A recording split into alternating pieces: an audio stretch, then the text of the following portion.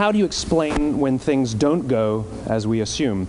Or better, how do you explain when others are able to achieve things that seem to defy all of the assumptions? For example, why is Apple so innovative? Year after year after year after year, they're more innovative than all their competition. And yet, they're just a computer company. They're just like everyone else. They have the same access to the same talent, the same agencies, the same consultants, the same media. Then why is it that they seem to have something different? Why is it that Martin Luther King led the civil rights movement? He wasn't the only man who suffered in a pre-civil rights America, and he certainly wasn't the only great orator of the day. Why him? And why is it that the Wright brothers were able to figure out controlled powered manned flight when there were certainly other teams who were better qualified, better funded, and they didn't achieve powered manned flight, and the Wright brothers beat them to it? There's something else at play here.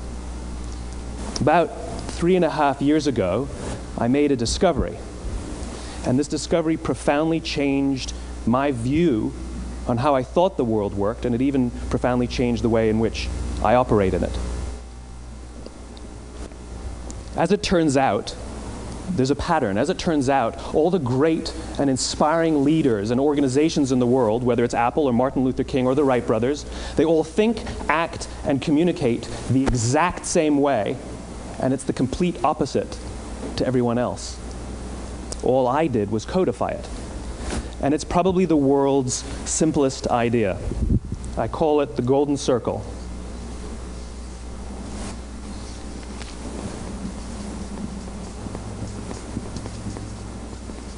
Why, how, what? This little idea explains why some organizations and some leaders are able to inspire where others aren't. Let me define the terms really quickly. Every single person, every single organization on the planet knows what they do, 100%. Some know how they do it, whether you call it your differentiating value proposition or your proprietary process or your USP. But very, very few people or organizations know why they do what they do. And by why, I don't mean to make a profit. That's a result. It's always a result. By why, I mean what's your purpose? What's your cause? What's your belief? Why does your organization exist? Why do you get out of bed in the morning? And why should anyone care? Well, as a result, the way we think, the way we act, the way we communicate is from the outside in. It's obvious. We go from the clearest thing to the fuzziest thing.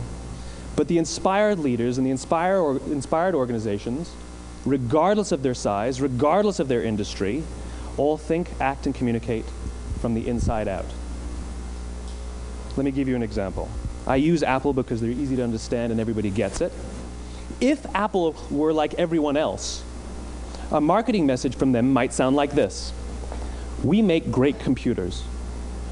They're beautifully designed, simple to use, and user-friendly. Want to buy one? Meh. And that's how most of us communicate. That's how most marketing is done, that's how most sales is done, and that's how most of us communicate interpersonally. We say what we do, we say how we're different or how we better, and we expect some sort of behavior, a purchase, a vote, something like that. Here's our new law firm.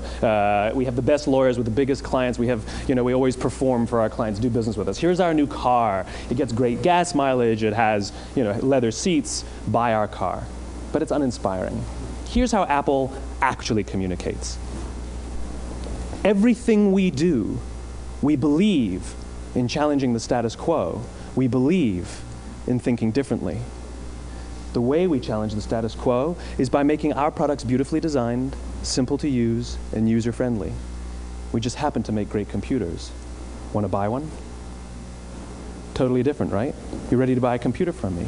All I did was reverse the order of the information. What it proves to us is that people don't buy what you do, people buy why you do it. People don't buy what you do, they buy why you do it.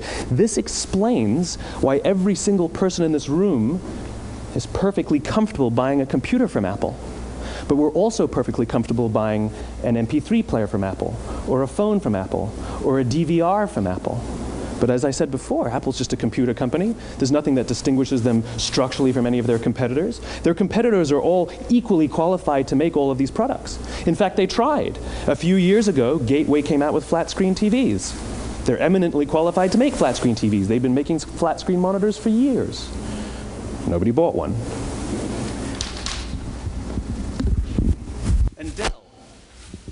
Dell came out with MP3 players and PDAs.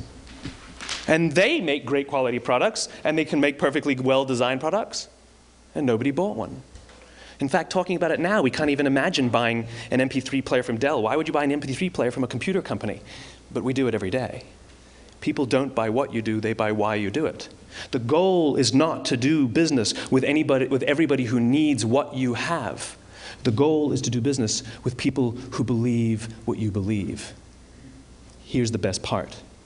None of what I'm telling you is my opinion. It's all grounded in the tenets of biology, not psychology, biology. If you look at a cross-section of the human brain, looking from the top down, what you see is the human brain is actually broken into three major components that correlate perfectly with the golden circle. Our newest brain, our Homo sapien brain, our neocortex, corresponds with the what level. The neocortex is responsible for all of our rational and analytical thought and language. The middle two sections make up our limbic brains, and our limbic brains are responsible for all of our feelings, like trust and loyalty. It's also responsible for all human behavior, all decision-making, and it has no capacity for language. In other words, when we communicate from the outside in, yes, people can understand vast amounts of complicated information like features and benefits and facts and figures. It just doesn't drive behavior. When we communicate from the inside out, we're talking directly to the part of the brain that controls behavior, and then we allow people to rationalize it with the tangible things we say and do. This is where gut decisions come from. You know, sometimes you can give somebody all the facts and your figures, and they say, I know what all the facts and details say, but it just doesn't feel right. Why would we use that verb? It doesn't feel right. Because the part of the brain that controls decision-making doesn't control language. And the best we can muster up is, I don't know, it just doesn't feel right. Or sometimes you say you're leading with your heart, or you're leading with your soul. Well, I hate to break it to you, those aren't other body parts controlling your behavior. It's all happening here in your limbic brain, the part of the brain that controls decision-making and not language. But if you don't know why you do what you do, and people respond to why you do what you do, then how will you ever get people to vote for you or buy something from you, or more importantly, be loyal and want to be a part of what it is that you do? Again, the goal is not just to sell people who need what you have. The goal is to sell to people who believe what you believe. The goal is not just to hire people who need a job. It's to hire people who believe what you believe. I always say that, you know, if you hire people just because they can do a job, they'll work for your money. But if you hire people who believe what you believe, they work for you with blood and sweat and tears. And nowhere else is there a better example of this than with the Wright brothers. Most people don't know about Samuel Pierpont Langley. And back in the early 20th century, the pursuit of powered man flight was like the .com of the day. Everybody was trying it. And Samuel Pierpont Langley had what we assume to be the recipe for success. I mean, even now, you ask people, why did your product or why did your company fail? And people always give you the same permutation of the same three things. Undercapitalized, the wrong people, bad market conditions. It's always the same three things. So let's explore that. Samuel Pierpont Langley was given $50,000 by the War Department to figure out this flying machine. Money was no problem.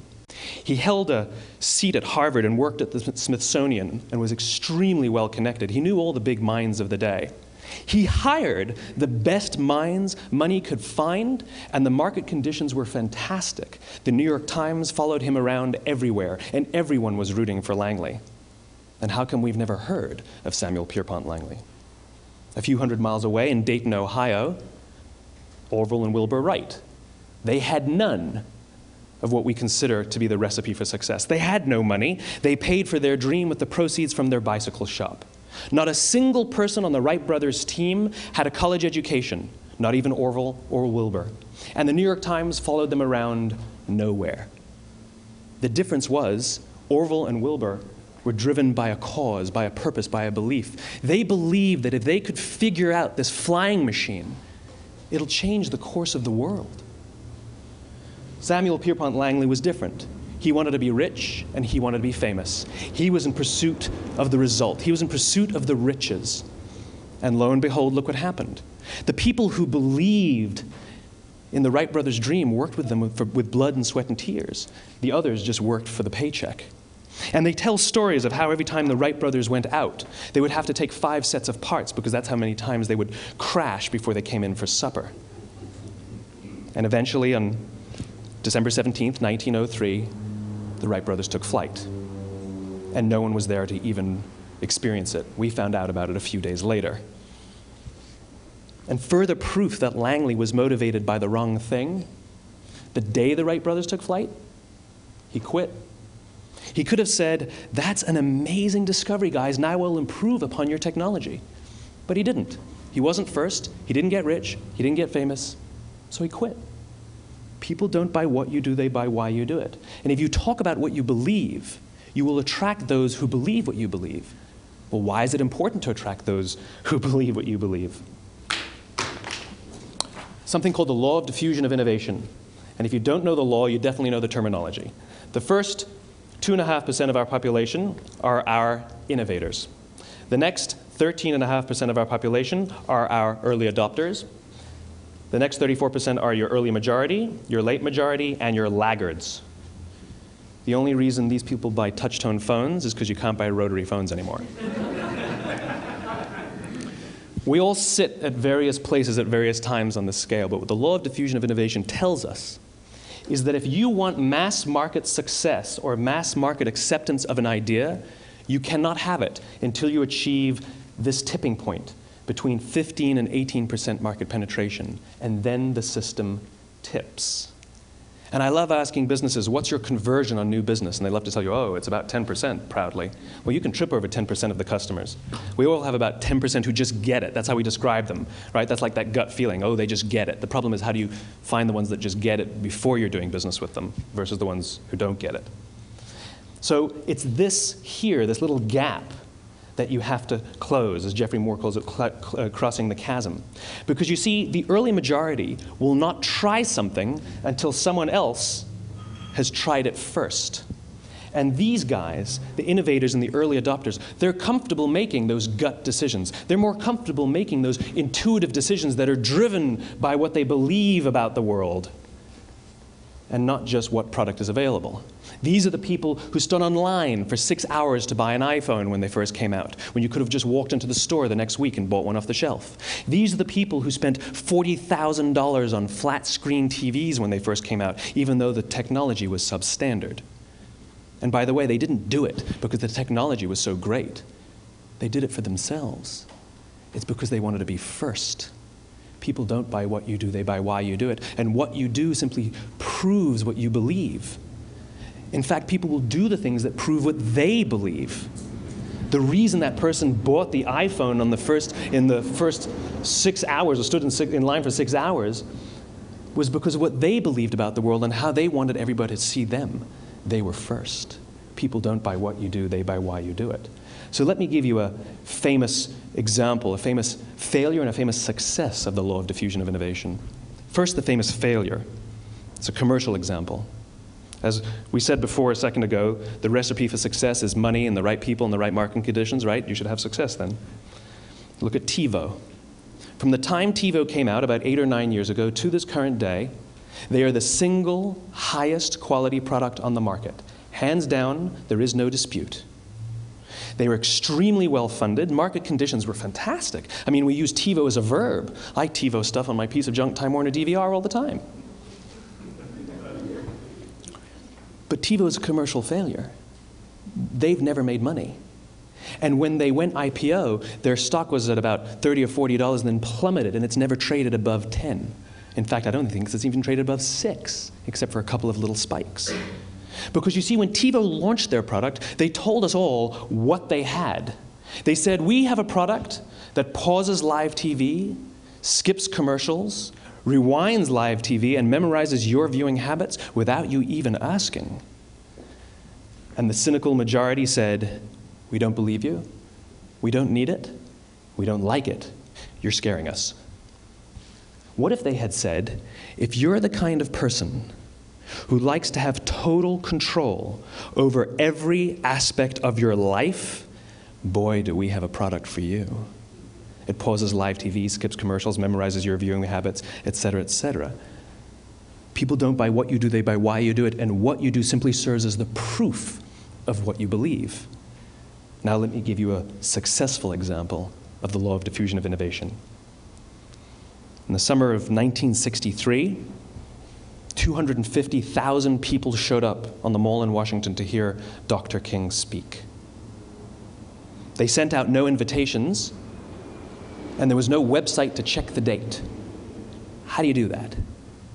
Well, Dr. King wasn't the only man in America who was a great orator. He wasn't the only man in America who suffered in a pre-civil rights America. In fact, some of his ideas were bad. But he had a gift. He didn't go around telling people what needed to change in America. He went around and told people what he believed. I believe, I believe, I believe, he told people. And people who believed what he believed took his cause and they made it their own, and they told people. And some of those people created structures to get the word out to even more people. And lo and behold, 250,000 people showed up on the right day, on the right time to hear him speak. How many of them showed up for him? 0. They showed up for themselves. It's what they believed about America that got them to travel on a bus for 8 hours to stand in the sun in Washington in the middle of August. It's what they believed, and it wasn't about black versus white. 25% of the audience was white. Dr. King believed that there are 2 types of laws in this world, those that are made by a higher authority and those that are made by man. And not until all the laws that are made by man are consistent with the laws that are made by the higher authority will we live in a just world. It just so happens that the civil rights movement was the perfect thing to help him bring his cause to life. We followed him not for him, but for ourselves. And by the way, he gave the I have a dream speech, not the I have a plan speech. Listen to politicians now with their comprehensive 12-point plans. They're not inspiring anybody. Because there are leaders and there are those who lead. Leaders hold a position of power or authority, but those who lead inspire us. Whether they're individuals or organizations, we follow those who lead, not because we have to, but because we want to. We follow those who lead, not for them, but for ourselves. And it's those who start with why that have the ability to inspire those around them or find others who inspire them. Thank you very much.